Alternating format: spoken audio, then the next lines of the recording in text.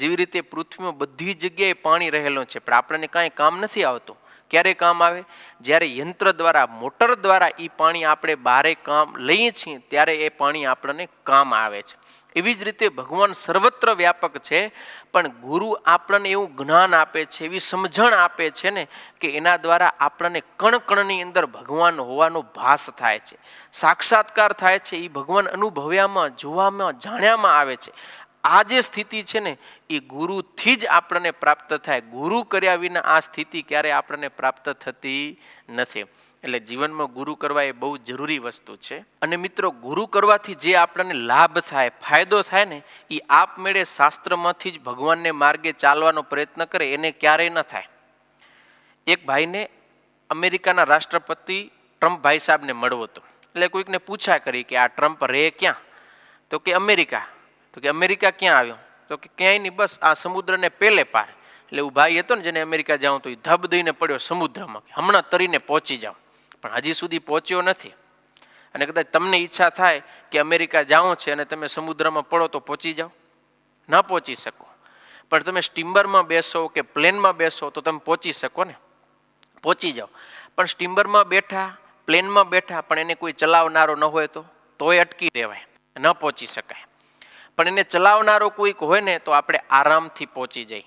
તો મિત્રો, આ લોકનો એક નાનકડો સમુદ્ર છે, એને પણ આપણે પ્લેન વિના કે એના ચલાવનારા વિના આપણે પહોંચી શકતા નથી. જ્યારે ભગવાનનું ધામ તો 14 લોક અને 8 આવરણથી પર છે, ત્યાં ભગવાન રહે છે ને એને આપણે મળવું છે, એને પામવું છે, તો આપબળે પહોંચી જવાશે? નહીં પહોંચી શકાય.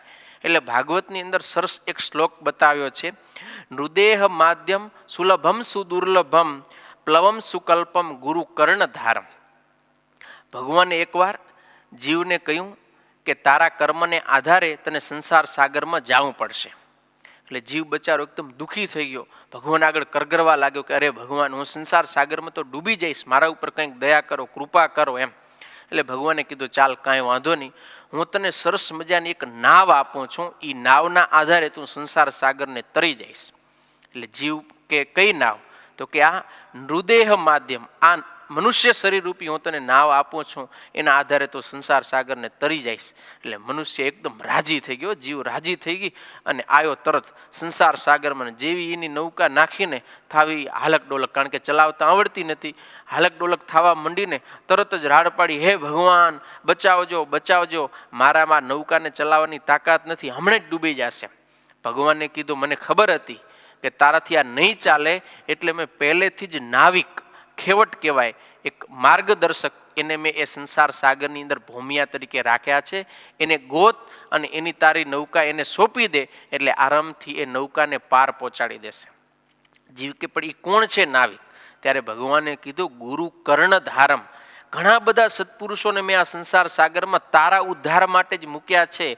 સારા એવા કોઈક સત્પુરુષને ગોતી અને તારી આ નૌકા છે મનુષ્ય શરીરને શરણે સોંપી દે, પછી જેમ ચલાવે ને એમ તું ચાલજે, એટલે તું આરામથી મારા સુધી પહોંચી આવીશ, તને કાંઈ પ્રોબ્લેમ નહીં થાય. એટલે મિત્રો, ભગવાન સુધી જો આપણે પહોંચવું હોય ને તો ગુરુને આપણું જીવન સમર્પિત કરવું પડે. એ જેમ માર્ગદર્શન આપે, જેમ કે એ પ્રમાણે આપણે ચાલીએ ને ત્યારે આપણે ભગવાન સુધી પહોંચી શકીએ છીએ. પણ આપ બળે કરીને ભગવાનને પહોંચવું એ તો એક અશક્ય વસ્તુ જેવી જ વાત છે. માટે આપણા મનનું અભિમાન મૂકી, મનની માન્યતાઓ મૂકી, શાસ્ત્રની અંદર ઋષિ મુનિઓ જેમ કહે છે, ભાગવતની અંદર શ્રી કૃષ્ણ ભગવાન જેમ કહે છે, વેદ જેમ કહે છે, એ પ્રમાણે આપણે વાતને સમજવી જોઈએ અને માનવી જોઈએ. વેદની અંદર એમ કહ્યું છે, આચાર્યવાન પુરુષો વેદ. માણસ કહેવાય કોને? તો કે જેની પાસે ગુરુ છે એને. જેના જીવનમાં ગુરુ નથી એને ક્યારે માનવ નથી કહેવાતો, એને ગમાર કહેવાય. અને વેદવ્યાસજી તો ભાગવતમાં ત્યાં સુધી લખ્યું કે જેને ગુરુને વિશે આત્મબુદ્ધિ નથી, પૂજ્ય બુદ્ધિ નથી, તીર્થ બુદ્ધિ નથી, એને કેવો જાણવો? ગોખરહ, ગધેડા જેવો જાણવો. માટે ગુરુ કરવા તો અનિવાર્ય છે. અને એક શ્લોક તો બહુ પ્રચલિત છે, તમે વારંવાર સાંભળ્યો હશે, અત્યારે અહીંયા સ્ક્રીન ઉપર આવશે, તમે પણ એ શ્લોકને મારી સાથે ગાજો. ગુરુર બ્રહ્મા ગુરુર વિષ્ણુ ગુરુર દેવો મહેશ્વર ગુરુ સાક્ષાત પરમ બ્રહ્મ તસ્મૈ શ્રી ગુરવે નમઃ. આ શ્લોક તો તમે અવારનવાર સાંભળ્યો હશે. આ શ્લોક સ્કંદ પુરાણનો છે અને ગુરુનો અતિશય મહિમા બતાવે છે. આ શ્લોકમાં એમ કહ્યું, ગુરુર બ્રહ્મા, ગુરુ છે એ જ બ્રહ્મા છે. ગુરુર વિષ્ણુ, ગુરુ છે એ જ વિષ્ણુ છે. ગુરુર દેવો મહેશ્વર, ગુરુ છે એ મહેશ્વર યાની કે શંકર છે. ગુરુ સાક્ષાત પરમ બ્રહ્મ, અરે ગુરુ છે ને તો સાક્ષાત પરબ્રહ્મ છે. એવા ગુરુને હું નમસ્કાર કરું છું. ગુરુને બ્રહ્મા, વિષ્ણુ, મહેશ અને સાક્ષાત પરબ્રહ્મની ઉપમા આપવામાં આવી. શા માટે? તો કે જે કામ બ્રહ્મા, વિષ્ણુ ને મહેશ કરે છે ને એ જ કામ ગુરુ કરે છે. બ્રહ્મા, વિષ્ણુ, મહેશ શું કામ કરે? તમને યાદ રાખવું ને તો ઇંગ્લિશનો જે ગોડ શબ્દ છે ને એ યાદ રાખવાનો, GOD.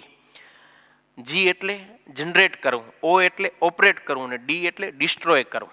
બ્રહ્મા, વિષ્ણુ અને મહેશનું આ કામ છે. બ્રહ્મા છે એ સર્જન કરે છે એટલે કે જનરેટ કરે છે આ બ્રહ્માંડનું. વિષ્ણુ છે એ ઓપરેટ કરે છે એટલે કે સંચાલન કરે છે, પાલન પોષણ કરે છે. અને મહેશ એટલે કે શંકર ભગવાન છે ડિસ્ટ્રોય કરે છે, વિનાશ કરે છે. તો એ જ કાર્ય ગુરુ પણ કરે છે.